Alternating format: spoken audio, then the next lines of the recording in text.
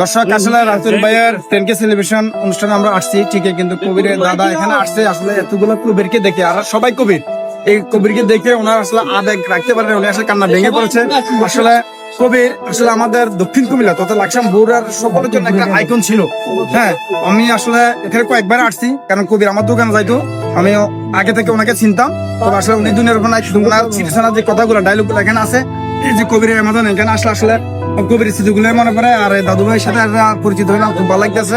আপনারা সবাই জানেন 2022 সালের জুলাই মাসের 18 তারিখ কবির দুনিয়া থেকে চলে যায়। কবিরের বাবা ছিল না, কবিরের দাদা হচ্ছে কবিরের লালন পালন করতো, যার কারণে কবিরের প্রতি, কবিরের ভাইদের প্রতি কবিরের দাদার হচ্ছে টানটা একটু বেশি। তো আজকে কবিরের যেখানে ভিডিও তৈরি করতো, কবিরের অ্যামাজন হচ্ছে বড়ুয়া উপজেলা এবং আশেপাশের উপজেলা অনেক কন্টেন্ট ক্রিয়েটর হচ্ছে এখানে এসেছে, যার কারণে কবিরের দাদা হচ্ছে সকলকে দেখে আবেগে আপ্লুত হচ্ছে।